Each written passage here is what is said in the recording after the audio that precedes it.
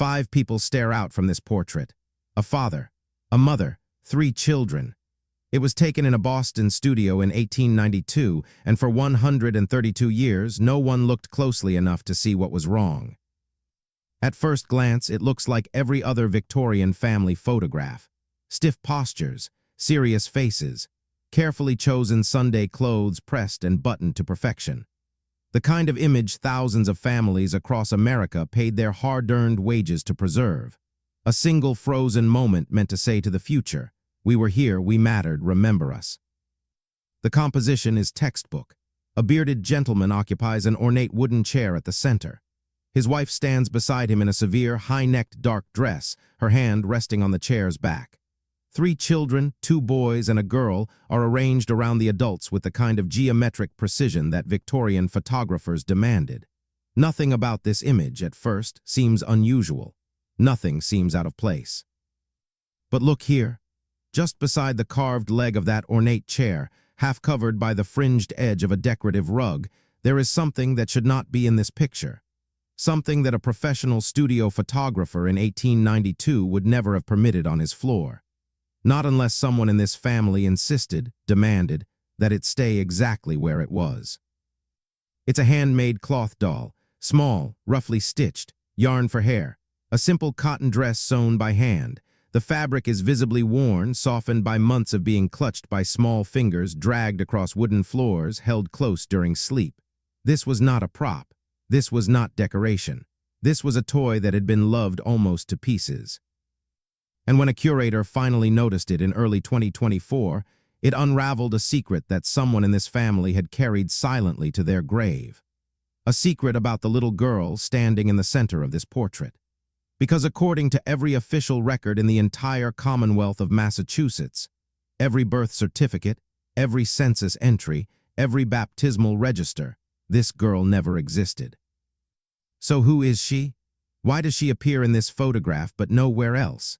And why would someone deliberately place a worn-out doll on the floor of a formal portrait, hiding it in the shadows, but making sure it was there?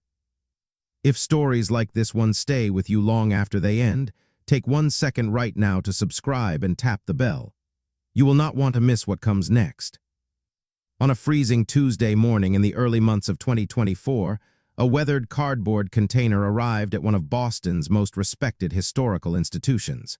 The box had been shipped from an estate liquidation company handling the belongings of a recently deceased private collector. No one at the institution recognized the collector's name. No one had requested the shipment. It was, in every sense, unremarkable. Inside the box were 17 items, tintypes curling at their edges, the emulsion cracking like dried mud. Cabinet cards spotted with water damage. A handful of carte de visite prints so faded that the faces were barely distinguishable from the backgrounds. Nothing on the surface that would justify more than a catalog number, a brief description, and a place on a shelf where it might sit undisturbed for another century. The task of processing this donation fell to Rebecca Collins. Rebecca was a mid-career curator who had spent the better part of 15 years specializing in 19th century American photography. She understood the grammar of these images, the visual vocabulary of rented furniture and painted backdrops, the economics of long exposure times, the social rituals that governed who stood where and why. She had handled thousands of portraits from this era. She knew what they looked like when they had something to say, and she knew what they looked like when they didn't. By early afternoon, her eyes ached. Her coffee had gone cold in its cup hours ago, untouched since she'd poured it. She had processed 14 items from the box. None had warranted more than a standard catalog entry. She reached for the 15th. It was an 8x10 portrait mounted on thick, cream-colored cardstock. The mounting board was firm beneath her gloved fingers, barely warped, an unusual state of preservation for something that had existed for more than 13 decades. Along the bottom edge, embossed in gold lettering that still caught the light, were the words, J. Morrison Studio, Boston, Massachusetts, 1892. Rebecca positioned the portrait beneath her magnifying lamp and leaned in. 5 figures occupied the frame. A bearded gentleman in his late 30s sat in a carved wooden chair, his wool suit dark and well-fitted. A woman in a high-collared dress stood at his side, her expression composed, her posture straight as a plumb line. Two boys flanked the adults, one perhaps 8 years old, the other closer to 6. And between them, slightly forward, stood a girl of about 5 or 6, her small hand held firmly in the woman's grip. The image quality was exceptional. Rebecca could distinguish individual threads in the man's jacket. She could count the tiny buttons fastening the children's garments. She could trace the intricate lacework along the woman's collar. Whoever had operated the camera that day had been skilled, and whoever had developed the plate had been careful. This was not a cheap portrait. This family had saved for this sitting. They had prepared for it. They had understood that this single image might be the only record of their family that would outlive them. Most portraits like this one tell you nothing beyond their composition. They are beautiful, silent, and closed. Windows into lives long concluded, offering no narrative, no conflict, no resolution. Just faces and fabric and the faint chemical smell of silver and light. But this one was different. Rebecca felt it before she could explain it. Something in the arrangement, something in the geometry of the image. Something her trained eye registered as wrong before her conscious mind could articulate why. Her gaze drifted downward, past the woman's skirt, past the carved chair legs, down to the floor where the edge of a decorative rug met the shadow cast by the furniture. There, partially concealed, almost invisible. She dismissed it at first, a shadow, a flaw in the developing process, a trick of the light captured 13 decades ago by chemicals that had long since stabilized. She adjusted her magnifying lamp, tilted the portrait slightly, leaned closer until her nose was inches from the surface. Her breath caught. She set the portrait down carefully and reached for her high-resolution digital scanner. Her hands, she noticed, were not entirely steady. She configured the resolution to 1200 dots per inch, far beyond what standard archival work required, far beyond what any routine cataloging would justify. The scanner hummed to life. The light bar swept slowly across the portrait's surface. When the digital image loaded on her monitor, Rebecca zoomed directly to the lower left quadrant of the frame. And there it was, sharp, undeniable, a small cloth doll lying on the studio floor beside the chair leg. It was handmade, roughly constructed, yarn for hair, a simple dress stitched from what appeared to be cotton scraps. The fabric showed obvious signs of wear, the kind of softening that only comes from being held constantly, carried everywhere, slept with night after night by a child who could not bear to let it go. There was a small tear visible near the hem of the doll's dress, as if tiny fingers had gripped it there so many times that the threads had finally surrendered. It was a child's toy, and it had been placed, not dropped, not forgotten, not overlooked by an inattentive photographer, but placed, deliberately positioned just inside the edge of the frame, where a careful eye might find it and a careless one never would. Rebecca knew this was wrong. Not wrong in the sense of damage or deterioration, but wrong in the sense that it violated everything she understood about Victorian studio photography. A formal portrait sitting in the 1890s was a significant financial investment. For a working-class family, it could represent a full week's wages or more. Families saved for months. They wore their best clothes, they rehearsed their postures, and the photographer controlled every element of the composition with absolute authority. Furniture placement, lighting angles, hand positions, the tilt of a chin, the direction of a gaze. When props appeared in these portraits, they served deliberate symbolic purposes. A pocket watch to suggest prosperity, a leather-bound book to imply education, a Bible to communicate piety. A worn, homemade cloth doll on the floor of a professional studio portrait was unthinkable. Rebecca had examined hundreds of family portraits from the 1890s. She had never, not once, seen a toy casually placed on the studio floor. Which meant this was not casual. Someone in the Harper family had specifically insisted that this doll remain in the frame. The photographer had either agreed or been overruled. And the doll had been positioned with care, present but not prominent, visible but only barely. The question that burned in Rebecca's mind was the simplest one of all. Why? She looked again at the embossed gold lettering along the bottom of the card stock. J. Morrison Studio, Boston, Massachusetts, 1892. She had a studio name, a city, a year. She had 5 faces arranged in silver and light, and a hidden doll that someone had wanted preserved in this image badly enough to break every convention of the medium. What she did not have, what no one had possessed for 132 years, was the truth about the little girl whose hand rested so carefully in the woman's grip. The girl whose serious eyes stared directly into the camera as if she understood, even at 5 years old, that this moment mattered more than anyone looking at it would ever know. Finding that truth would require pulling apart the official record of an entire family. And what Rebecca found, there was an absence so deliberate, so complete, that it could only have been constructed on purpose. The photograph had given up its first secret, but the deeper one, the one that would take weeks to uncover, was still buried in the archives of a city that had agreed, silently and collectively, to forget. The Boston City Archives occupied 3 floors of a converted warehouse in the historic North End. The building smelled of old paper and radiator heat. The fluorescent lighting hummed at a frequency that burrowed into the back of your skull after an hour. It was not a place designed for comfort. It was a place designed for answers. Rebecca arrived the moment the doors opened the following morning. She carried the photograph in an acid-free sleeve, her laptop under one arm, and a thermos of coffee that she intended to finish this time. She signed into the reading room, requested her first set of records, and began. She started with the Morrison studio. Portrait studios in the 1890s kept meticulous appointment books.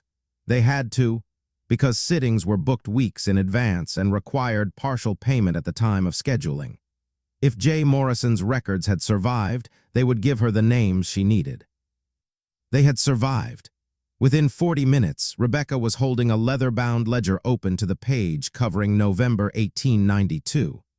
And there, written in a careful copperplate hand on the entry for November 14th, were the words she had been looking for. Thomas and Elizabeth Harper, family portrait, 5 subjects, payment received in full.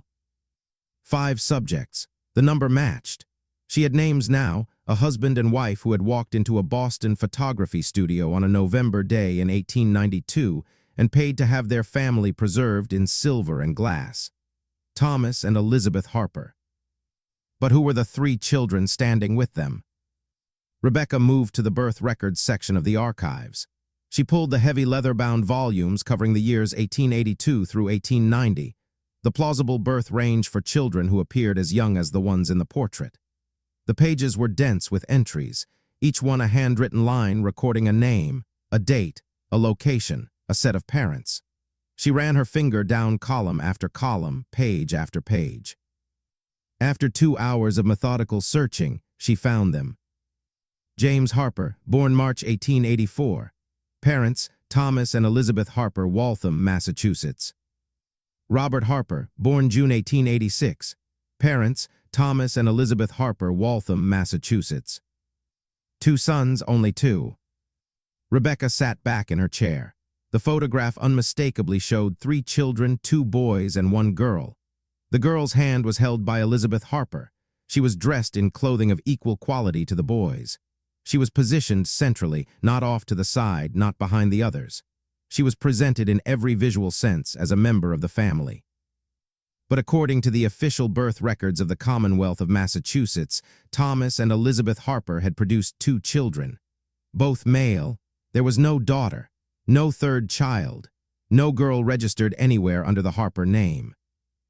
Rebecca searched every surrounding year. She searched neighboring towns, Watertown, Newton, Brookline, Cambridge. She tried alternate spellings. She checked for clerical errors. She found nothing. She expanded her search. She pulled the 1890 federal census for Waltham. There was Thomas Harper listed clearly, age 35, occupation, supervisor, Waltham Textile Mill, residence 47 Cedar Street, household members, wife Elizabeth, age 32, son James, age 6, son Robert, age 4, 4 people, no daughter, no 3rd child, no boarders, no domestic servants. She checked death records for the years 1884 through 1892, looking for an infant daughter who might have been born and died before the census was taken. Nothing.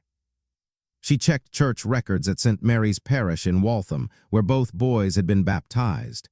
James in 1884, Robert in 1886. No third baptism, no daughter's name inscribed in any sacramental register. She checked immigration records in case a child had been brought from abroad. Thomas and Elizabeth were both Massachusetts-born. No adopted child appeared on any passenger manifest linked to their names. Every database returned the same answer. Every archive told the same story. The Harper family had 2 children. The girl in the photograph was a ghost, present in silver and light, absent in ink and paper. Rebecca needed help. She contacted Dr. Eleanor Marsh, a genealogist who had spent decades specializing in Victorian-era Massachusetts records, and she reached out to a volunteer coordinator at the Waltham Historical Society. Dr. Marsh's first hypothesis was straightforward. Could the girl be a niece or cousin visiting the family and included in the portrait as a courtesy? It was a reasonable suggestion. Extended family members did occasionally appear in studio portraits of this era. Rebecca checked. Thomas Harper had one brother, William, who had died unmarried in 1880. Elizabeth Harper had been an only child. There were no nieces. There were no cousins of the appropriate age on either side. The second hypothesis was more delicate. Could the girl be the child of a domestic servant included in the portrait for reasons unknown? Rebecca considered this carefully, then dismissed it. The girl's clothing matched the quality of the boy's garments, not the patched, handed-down look typical of a servant's child. More importantly, Elizabeth Harper was holding the girl's hand. In every convention of Victorian photography, that gesture signified one thing: this is my child. You did not hold the hand of a servant's daughter in a formal portrait. You simply did not. It was the Waltham Historical Society volunteer, a woman named Dorothy, who offered the third possibility. She said it matter-of-factly, as if describing the weather. In those days, families sometimes took in children informally. No paperwork, no courts. The child just appeared in the household one day, and the neighbors never asked questions. If that was true, if this girl had been absorbed into the Harper family without any official process, then there would be no birth record under the Harper name, no adoption certificate, no court filing. There would be nothing. The child would exist only in the memories of people who knew, and in any photograph where someone had thought to include her. A photograph, for instance, like this one. But if the girl had been taken in informally, she had come from somewhere. She had a name before the Harpers gave her theirs. She had parents. She had a story. And something had happened, something significant enough to sever a child from her origins and place her in a new family with no paper trail. Rebecca returned to the archives and shifted her focus. If the answer wasn't in birth records or census data, maybe it was in the records of the place where Thomas Harper spent most of his waking hours. The Waltham Textile Mill. Factory records often contain details that census data missed. Emergency contacts, injury reports, disciplinary notes, personnel files that tracked promotions and wages over decades. If something significant had happened in Thomas Harper's world, something that might explain why a child had appeared in his household, the mill's records might hold the thread. Rebecca requested every box covering the years 1888 through 1895. After an hour of searching, she found Thomas Harper's personnel file. Hired in 1881 as a floor worker.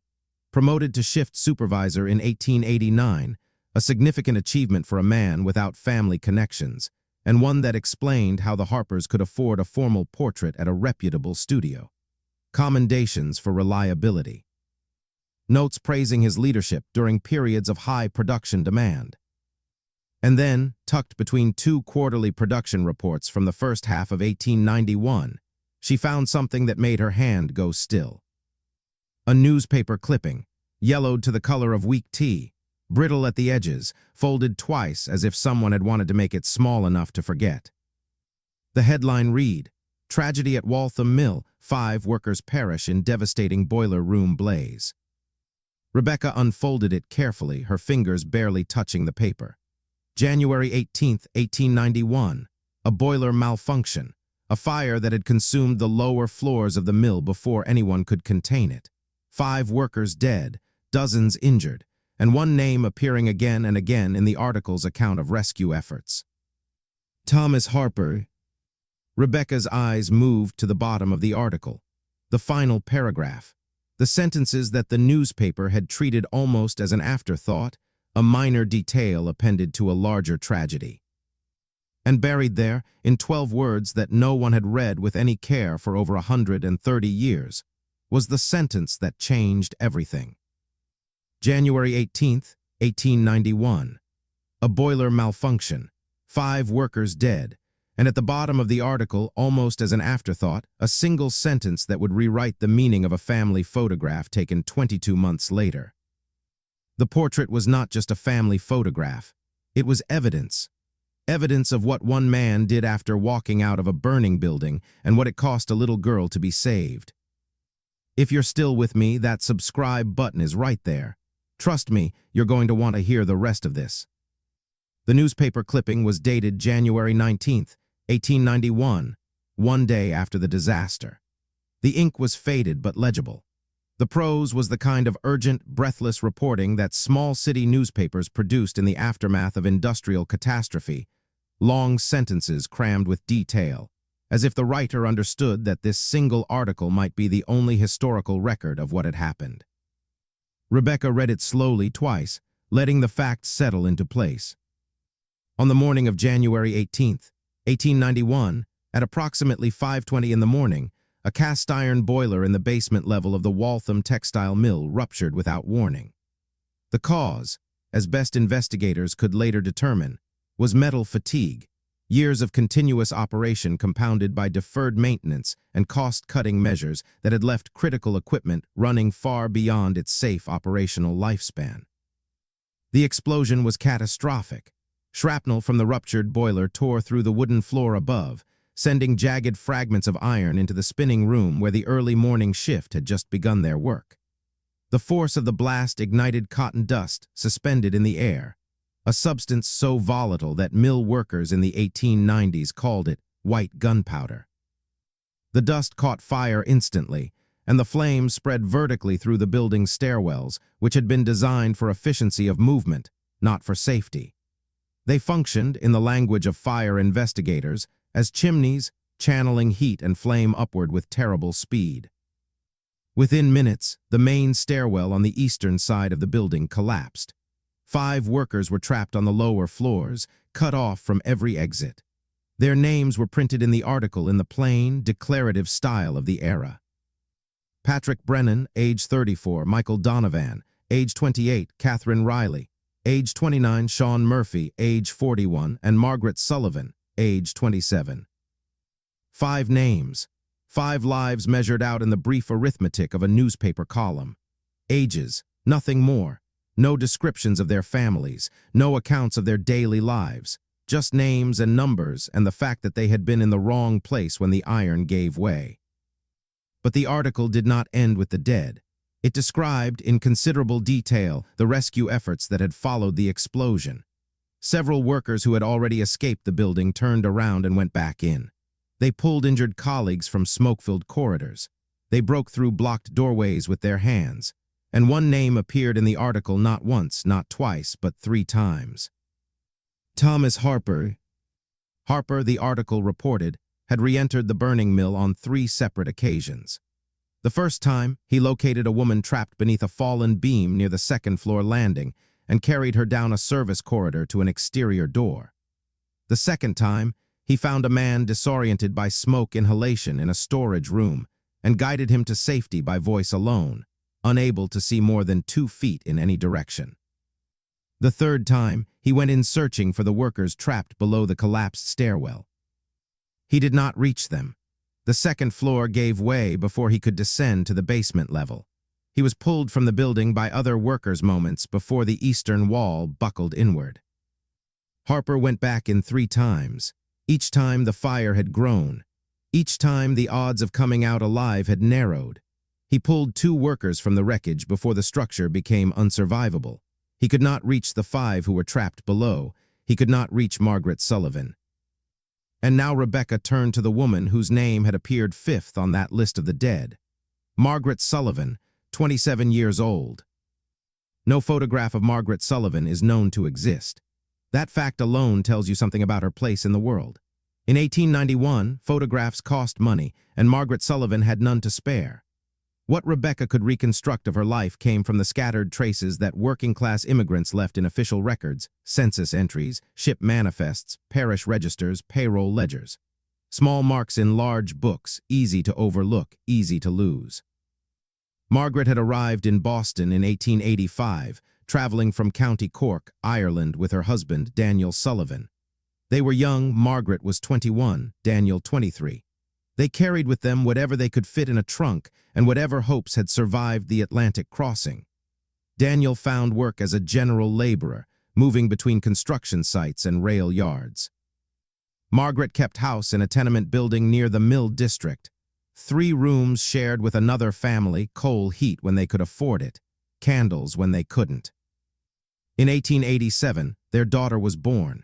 The birth record gave no first name, only Sullivan, female infant, born to Daniel and Margaret Sullivan. It was not unusual for working-class Irish families to delay formal naming until a baptism could be arranged, and if a baptismal record existed, Rebecca could not find it. Then, in the winter of 1888, Daniel Sullivan contracted pneumonia. He lingered for weeks in their tenement rooms, growing weaker as the cold deepened. He died in early 1889. The death certificate listed his age as 25. Cause of death, pneumonia. Occupation, laborer. That was the full official accounting of Daniel Sullivan's life, 3 lines on a government form. Margaret was now a widow at 25 with a 2-year-old daughter. She had no family remaining in America. Her parents were dead. She had no siblings who had made the crossing.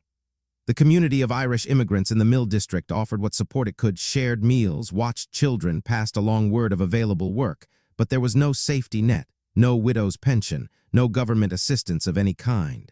If Margaret and her daughter were going to survive, Margaret had to earn wages. She took a job at the Waltham textile mill. The payroll ledger showed her start date as March 1889, 2 months after Daniel's death. Her wages were $4.50 per week. She worked the early morning shift, starting at 5 o'clock, which meant she left her tenement before dawn 6 days a week. Her daughter stayed with a neighbor, a woman named Mrs. Connolly, who watched several mill workers' children in exchange for small payments or shared provisions. It was an informal arrangement. There was no contract, there was no backup plan. Margaret Sullivan earned $4.50 a week to feed herself and her daughter. She had no family left in America. No inheritance. No savings worth mentioning. She was 27 years old, and the entire structure of her daughter's survival rested on a single point of failure: Margaret herself. When the boiler exploded on January 18, 1891, that single point of failure was eliminated in an instant. And a 4-year-old girl, asleep in a neighbor's apartment in the gray hours before dawn, became the most vulnerable person in the city of Waltham. The newspaper article mentioned the child, briefly, almost as an afterthought, buried in the final paragraph beneath details about property damage and insurance estimates. Mrs. Sullivan leaves behind a daughter, aged 4, whose long-term situation remains uncertain. The child's father having died of pneumonia in 1889, Mrs. Sullivan was the sole support of her small family. That was all, 1 sentence. Then the article moved on to discuss the cost of rebuilding the boiler room. Rebecca sat with that sentence for a long time. She needed to understand what would have happened to this child, what the system of the 1890s would have done with a 4-year-old girl who had no living parents and no known relatives in the country. And what she found, when she examined that system closely, was a machine designed with good intentions that frequently produced devastating results. In the 1890s, Massachusetts had laws governing the care of orphaned and destitute children. Local overseers of the poor, appointed town officials, had broad authority to determine what happened to children who had no one to care for them. The options were limited and grim. The child could be placed in a public almshouse, where she would live alongside indigent adults, the mentally ill and the elderly infirm. She could be sent to one of Boston's institutional orphanages, overcrowded facilities where children slept 3 to a bed and disease spread with seasonal regularity. Or she could be bound out, a practice in which orphaned children were essentially assigned to families chosen by the state, where they would work in exchange for room, board, and a rudimentary education. Formal legal adoption existed in Massachusetts. The state had passed its first comprehensive adoption statute in 1851, among the earliest in the nation, but in practice, it remained rare and expensive. The process required a court petition, legal representation, filing fees, and a judge's approval. It was, by design and by economics, a mechanism available primarily to middle and upper-class families. A mill supervisor earning perhaps $12 a week could not easily afford it. And even if he could, the process would draw official attention to the child, attention that could result in the state stepping in and taking custody before any adoption could be completed. For working-class communities, especially immigrant ones, there was another path, one that required no lawyers, no courts, and no fees: informal absorption. A child whose parents died would simply be taken in by neighbors or community members. The child would appear in the new household as if she had always been there. She would be enrolled in school under the family's name. She would be introduced to strangers as a daughter or a niece. And the community would close ranks around the arrangement, offering silence as a form of protection. This system had two faces, and Rebecca understood both of them. The first face was compassion. Children were saved from institutions that were, by almost any measure, terrible places to grow up. They were placed in homes where they were known, where their parents had been known, where the community had a vested interest in their well-being. They were raised as family members, not as charity cases. The second face was erasure. With no legal record of the transfer, no official acknowledgement that the child had ever changed families, the child's original identity could vanish completely. Her birth name, her parents' names, her heritage, her story. All of it existed only in the memories of people who chose to remember, and when those people died, the memories died with them. It was an act of love that functioned simultaneously as an act of disappearance. The child was saved, but the person she had been was erased. An 1893 report from the Massachusetts Board of Charity made this reality explicit, nodding in dry bureaucratic language that, and I quote, "The informal placement of orphaned children in private homes, while common, leaves no documentary trail and provides no mechanism for oversight or future identification." No documentary trail, no mechanism for future identification. The state knew it was happening. The state knew it left children invisible. And the state, for the most part, looked the other way because the alternative was funding institutions it could not afford to build. Rebecca returned to the newspaper clipping and read the final paragraph one more time. Mrs. Sullivan leaves behind a daughter, aged 4, whose long-term situation remains uncertain. She did the math carefully, writing the numbers on a legal pad. Margaret Sullivan's daughter was 4 years old in January of 1891. The Harper family portrait was taken in November of 1892, 22 months later. The girl in the portrait appeared to be approximately 5 or 6 years old. The ages aligned precisely, not approximately, not roughly, precisely. Margaret's daughter had not gone to an orphanage. Rebecca had searched the admission registers of every known institution in the Boston and Waltham area covering the months after the fire. She had found dozens of heartbreaking entries: children deposited by desperate parents, children orphaned by disease and industrial accident, but no entry matching a Sullivan girl admitted in January or February of 1891. The child had not been institutionalized because someone had taken her first, someone who had been at the mill that morning, someone who had walked into a burning building 3 times trying to reach the workers trapped below, someone who had failed to save Margaret Sullivan and who had, perhaps, decided that the least he could do, the only thing left to do, was to make sure her daughter did not disappear into the machinery of the state. Thomas Harper. And now the doll beside the chair made sense. Everything about it made sense. Margaret Sullivan had almost certainly made that doll. It was exactly the kind of toy that a mother with no money but nimble fingers would stitch together from scraps of fabric and leftover yarn. A gift made from nothing, given with everything. It was probably the only possession the child had carried from her old life into her new one. The only tangible object that connected her to the woman who had brought her into the world and been taken from it 23 years too soon. And the Harpers, Thomas and Elizabeth, had not thrown it away. They had not hidden it in a drawer. They had not asked the child to leave it behind when the family walked into J. Morrison's studio on that November afternoon in 1892. They had let her bring it, and they had placed it in the photograph. Not prominently, not at the center of the frame where it would demand explanation, but at the edge, in the shadow of the chair, visible to anyone who looked carefully, invisible to anyone who didn't.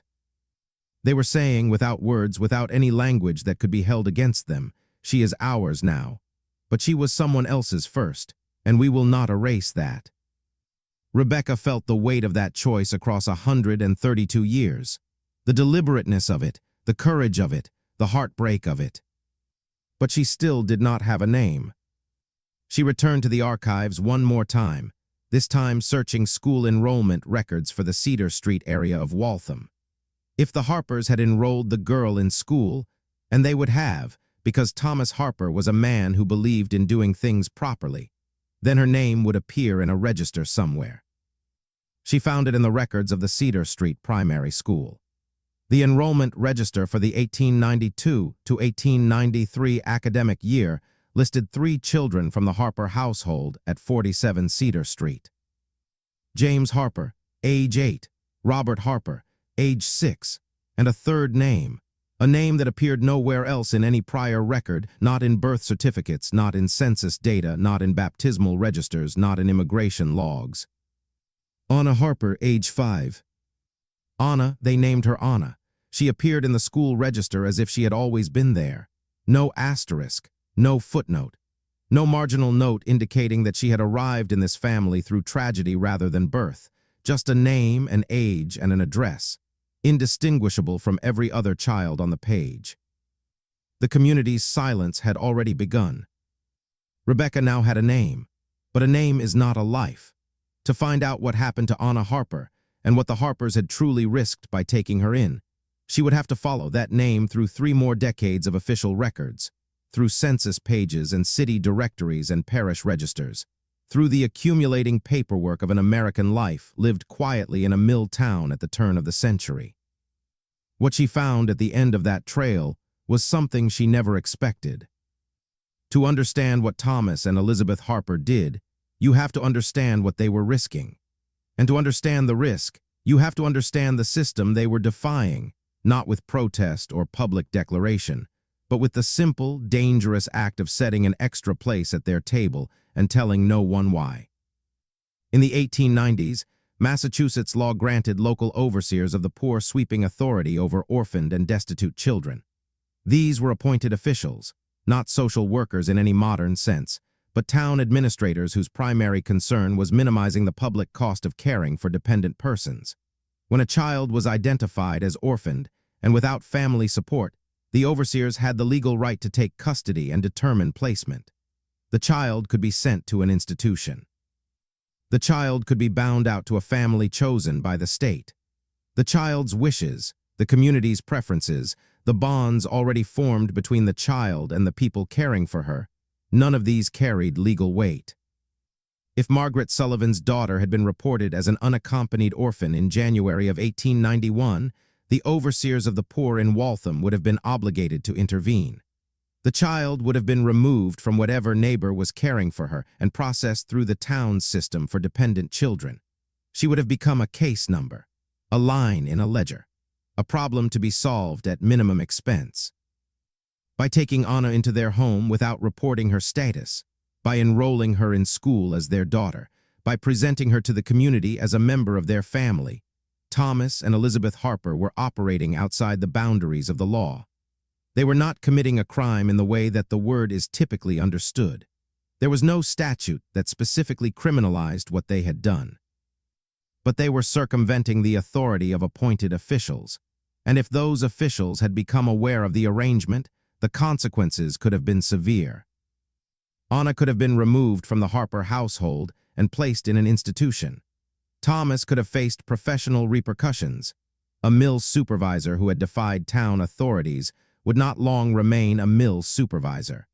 Elizabeth could have been subjected to public scrutiny and social humiliation in a community where reputation was currency. And the family they had built, The fragile, beautiful, legally invisible family captured in that 1892 portrait could have been dismantled by a single complaint, a single inquiry, a single official asking questions that no one on Cedar Street wanted to answer. The Harpers didn't just open their home. They bet their reputation, their livelihood, and their standing in the community on a decision they could not undo. And they needed every single one of their neighbors to stay silent. The question that had been forming in Rebecca's mind for days was whether the community had actually protected them, whether the silence had held, whether the neighbors on Cedar Street and the workers at the Waltham Mill had understood what the Harpers had done and chosen, collectively and without discussion, to say nothing. She found the answer in Waltham. The Waltham Historical Society maintained a small museum in a converted brick building near the old mill district. Among its holdings were oral history recordings, interviews conducted in the late 1970s and early 1980s with elderly residents who had grown up in the neighborhood during the final years of the 19th century. These were people born in the 1890s, speaking in their 80s and 90s, reaching back across nearly a full century to retrieve memories of a world that had long since disappeared. A volunteer coordinator named Dorothy, a woman in her 70s with silver hair and sharp, attentive eyes, led Rebecca to a small room lined with filing cabinets and shelves of labeled binders. The transcripts were organized by date and interviewee. Rebecca began reading. She found what she was looking for in a 1979 interview with a woman identified only as Helen. Born in 1895, raised on Cedar Street, 2 houses down from the Harper family. She had been 4 years old when Anna was 9. Her memories were filtered through the stories her mother had told her, second-hand but specific, and delivered with the unshakable confidence of someone who had never had reason to doubt what she'd been told. Helen's words were transcribed in neat typewritten lines on yellowing paper. Rebecca read them once, then again, then a third time because some sentences need to be absorbed slowly. Harpers lived 2 houses down from us on Cedar Street. Mr. Harper was well-liked. A fair supervisor. They had 3 children, 2 boys and a girl. My mother told me the girl wasn't theirs by birth, but they loved her just the same. Mother said Mrs. Harper's heart broke for the child after her real mother died in the terrible fire. They took her in when others wouldn't, raised her as their own. Nobody talked about it openly. In those days, you didn't pry into such things, but everyone knew. And everyone respected them for it. Everyone knew, and everyone respected them for it. An entire community had maintained a conspiracy of kindness for decades, not because anyone had asked them to, not because anyone had organized a plan, but because the people of Cedar Street understood something that no law and no institution could accommodate, that a child belongs where she is loved, and that sometimes the most moral thing a community can do is to look the other way. Rebecca traced Anna's name through the subsequent decades of public record, watching the girl from the photograph grow up in the pages of census rolls and city directories. The 1900 federal census showed the Harper family still at 47 Cedar Street. Thomas, age 45, mill supervisor. Elizabeth, age 42. James, age 16. Robert, age 14. And Anna, age 13, listed in the enumerator's careful handwriting under the column headed Relation to Head of Family with a single word. Daughter. No qualifier, no distinction, no asterisk directing the reader to a footnote, just daughter, as if it had always been true, as if it required no explanation. By 1910, James and Robert had left home, James to work in a machine shop in Worcester, Robert to apprentice with a printer in Springfield. Anna, now 23, remained with Thomas and Elizabeth at Cedar Street. Her occupation was listed as seamstress. She was earning her own wages, contributing to the household, living the quiet and unremarkable life of a young woman in an industrial town at the edge of a new century. And then, in the records of St. Mary's Church in Waltham, Rebecca found a marriage certificate that made her close her eyes for a moment before she could continue reading. Anna Harper married Joseph Mitchell on June the 12th, 1912. The ceremony was held at St. Mary's, the same church where James and Robert had been baptized nearly 3 decades earlier. The certificate listed the standard information: names of the bride and groom, date and location, witnesses, and under the line for the bride's father in the priest's deliberate handwriting, a name. Thomas Harper, father of the bride, Thomas Harper. No mention of Sullivan, no reference to Margaret. No footnote acknowledging that the man giving this young woman away had once entered a burning building 3 times to reach her mother and had failed.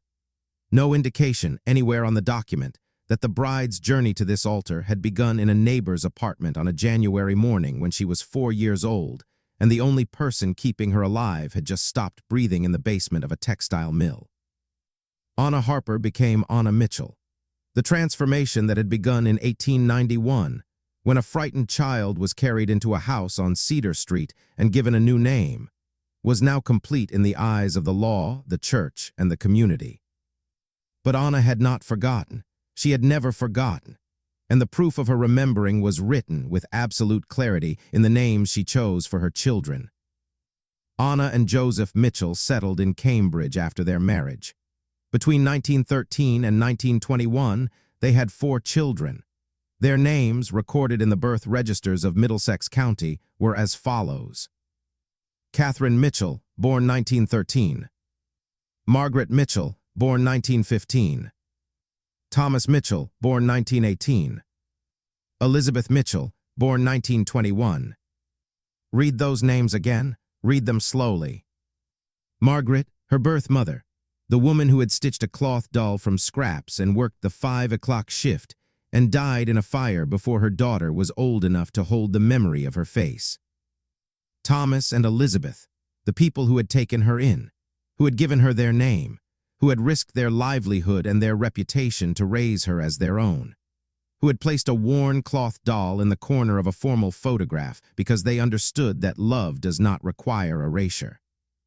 Anna named her children after both families. She carried all of them forward. She let no one disappear. Anna Harper Mitchell lived for 76 years after that photograph was taken. She lived through 2 world wars, the Depression, the advent of television, the space age. She watched her children grow and marry. She held grandchildren.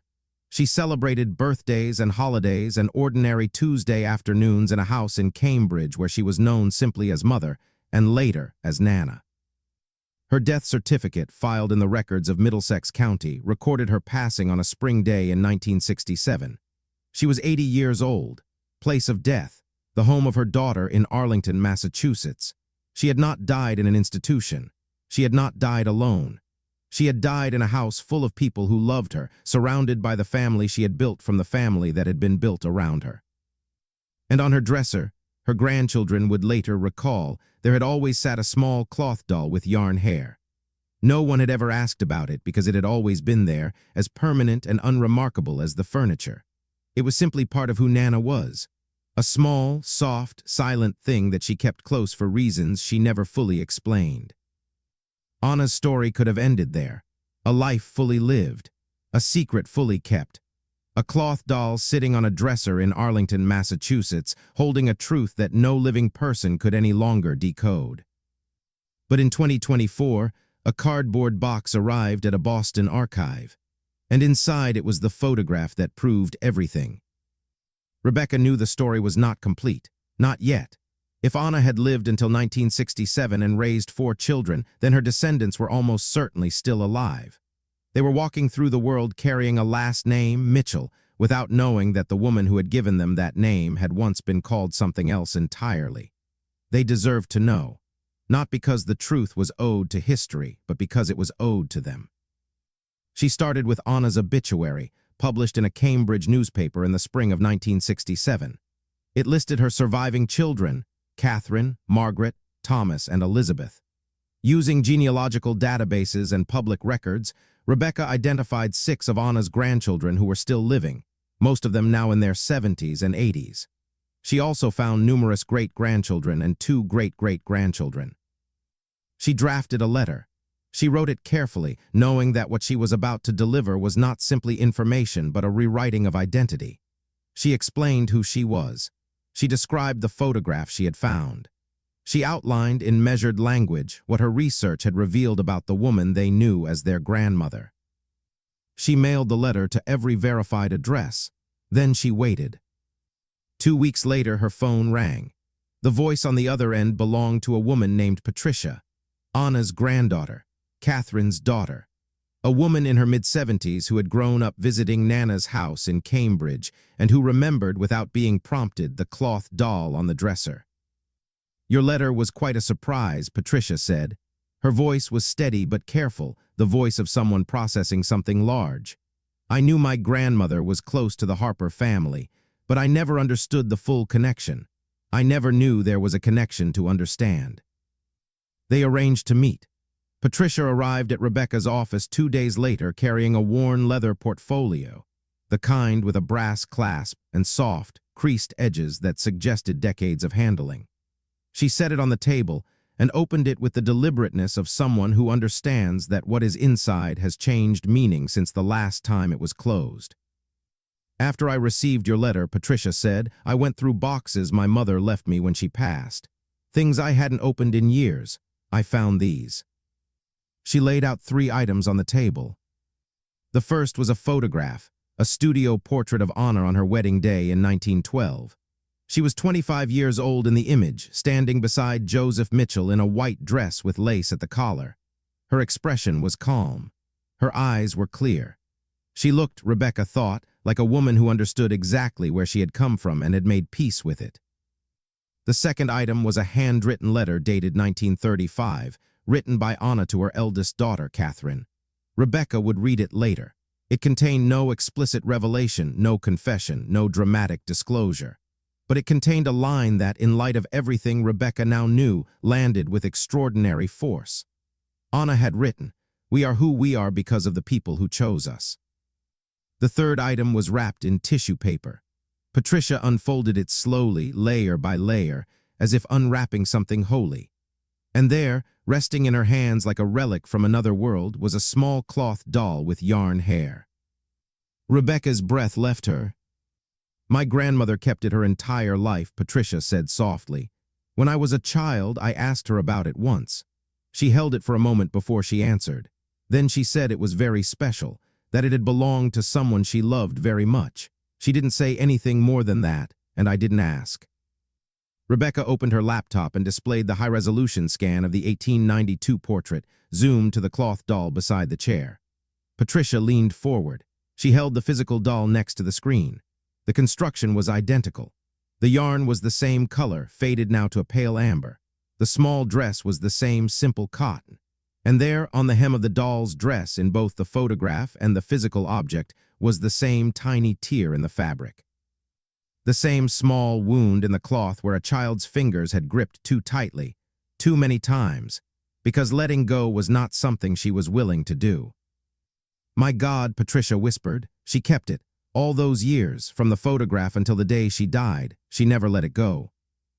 Rebecca told her everything.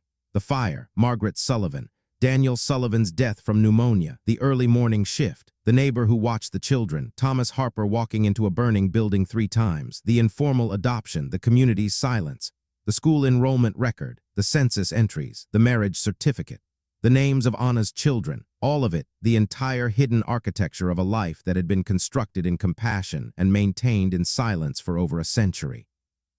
Patricia listened without interrupting. Tears moved steadily down her face, but she did not wipe them away. "She was loved," Patricia said finally. Her voice was quiet but absolutely certain.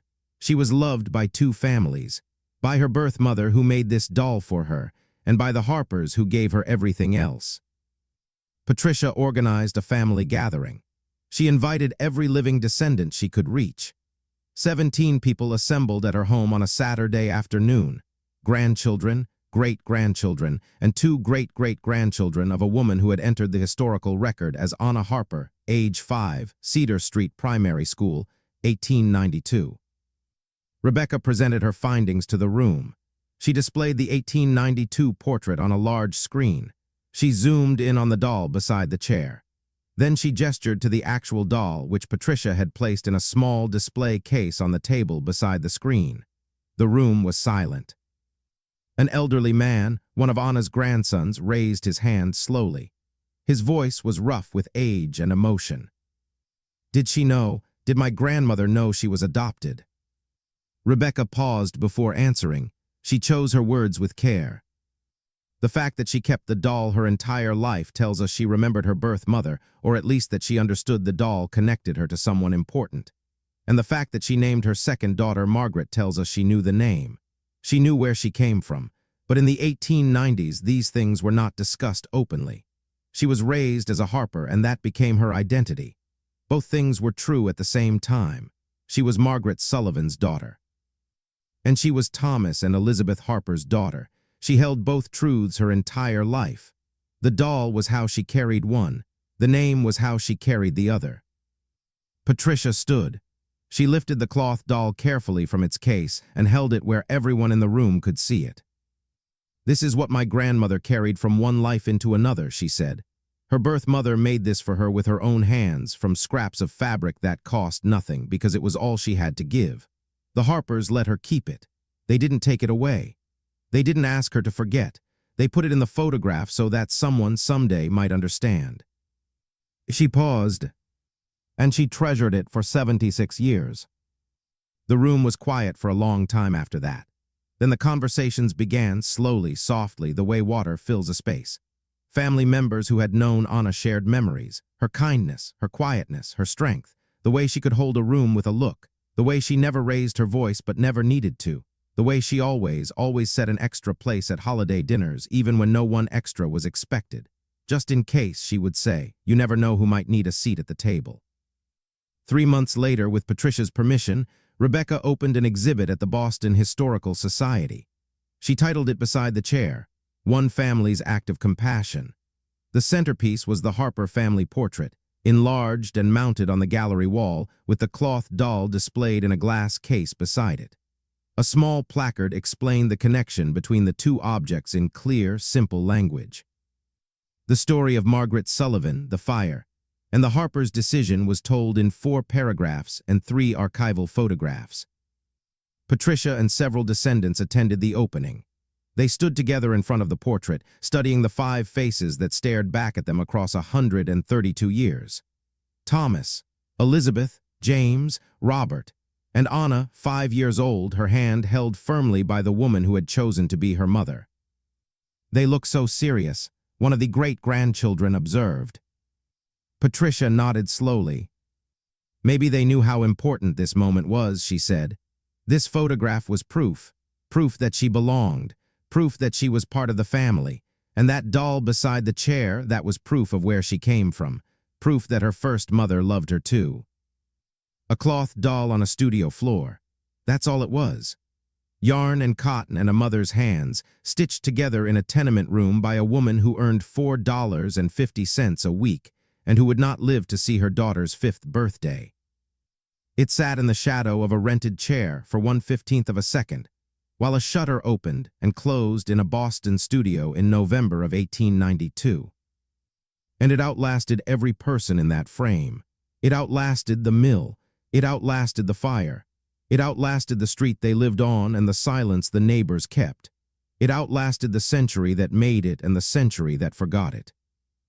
It is still here, thread worn thin, fabric soft from 7 decades of a daughter's grip, still holding the only story that ever mattered. That she was loved, twice, by the mother who made it and by the family who let her keep it. What do you think Thomas Harper would say if he could know that his decision, made quietly, without lawyers or courts or official recognition, in the weeks after a fire that took 5 lives, is being spoken about 132 years later?